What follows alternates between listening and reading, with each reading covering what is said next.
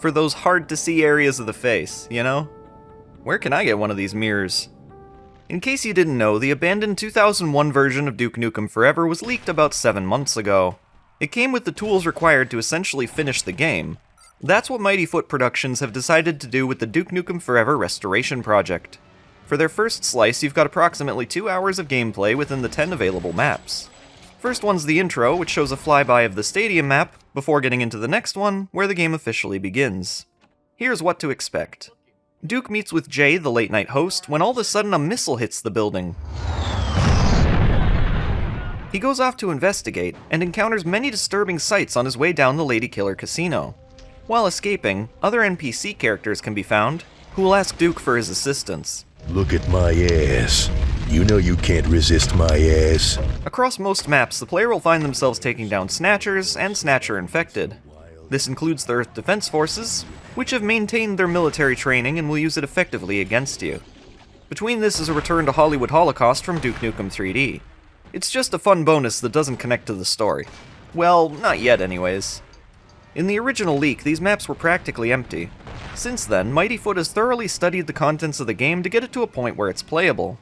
Creative liberties have been taken in some aspects, but that's a necessary part of putting together an unfinished game by an entirely different set of developers. What's happening, Duke?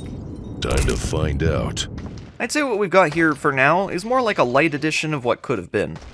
I'll take this moment to reiterate that this is a free project created from the sweat and tears of loyal Duke Nukem fans. They're gonna have to fill in the blanks between what we've seen and what we've been told about this version of the game. As of the first slice, in regards to plot, it should be remarkably similar to the original intention. After all, much of its layout was already established 20 years ago. What they've done is made it a more cohesive experience, with plenty of new details to make it feel like a finished product. There are new enemy spawns, story-related sequences, interactive puzzles, balancing.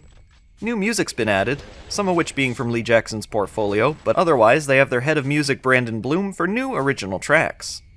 I'm sure you're wondering how the game feels. Is this truly the Duke Nukem 3D sequel that we've dreamed about? Well, it does resemble Duke Nukem 3D in many ways. The level design often requires you stop and think, much like classic 90s shooters. I would say this is somewhat more linear, but the objectives make sense in the context of the game, so it's hard to complain. Scale is the biggest difference here. With maps so big, you've got a lot of walking to do. Thankfully, the team has filled them to the brim. Or rather, most of them. This pool level, or at least the part which involves the pool, feels unfinished. There's barely anything going on here, and the surrounding silence feels awkward. Look at this guy. Why is he here? Oh dang, they've zombified that lady from the E3 trailer.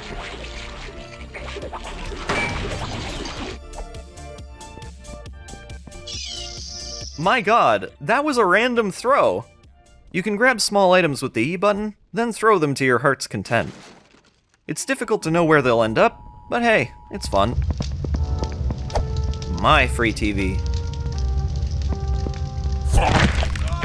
It's always hilarious when you don't mean to do that.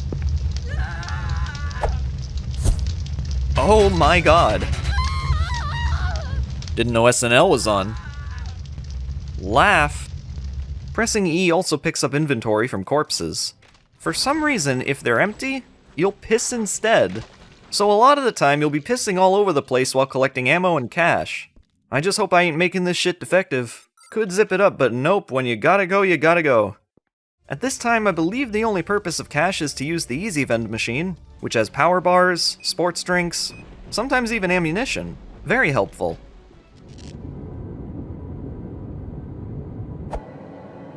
Don't think that was supposed to happen. Groovy. Maximum penetration. Maximum penetration. Definitely a bug in this case, but Duke often cracks jokes during some of the most inappropriate times, and I really wouldn't have it any other way. Look at my ass. You know you can't resist my ass. I'm sure you're familiar with Gianni, memer extraordinaire who's provided his Duke Nukem voice for the game. Excellent job on that front. Die, you son of a bitch. Worry not, for it is I, Duke Nukem. What would happen if I added more? I think it's time to address the bugs. First I'll mention the technical stuff. Unless you've got the game in your C drive in a folder called Duke 4, save games aren't gonna work. I learned this too late. Don't suffer like I did, because if the game crashes, you're gonna have to restart that level without your collected inventory. Speaking of crashes, don't be too worried about crashes, it's not super common, but if you do find yourself in a screwy situation, you do have the option of spawning in inventory items using the modified console interface. Bring it up with F12. Sometimes the crouch function refuses to work. Even reapplying the controls didn't seem to fix this. I got myself to a part with laser tripwires where I found myself to be completely screwed. Snipers are a bit annoying. 80 damage just by turning a corner? Thankfully, the team said they're working on this. You're supposed to follow me, guy. Wait, what are you doing? No, stop! And here I got stuck on the top of this rope. I think this happens because the player moves up as they jump, so in this case where I'm too high, I'm unable to detach without picking it back up instantly. I hope what I've said doesn't come across as nitpicky. I'm only mentioning this stuff as I figure it's good to point out for the developers. Overall, I feel what Mighty Foot has accomplished here makes for a great start. I really enjoyed what I played, although I would have enjoyed it a lot more if it didn't have so many bugs. Guess they wanted it out before Christmas. This is a very nice gift, I must admit. And if you'd like to play it for yourself, I encourage it. There's a lot of fun to be had here, especially for those who grew up with an extreme fascination for this once mysterious game.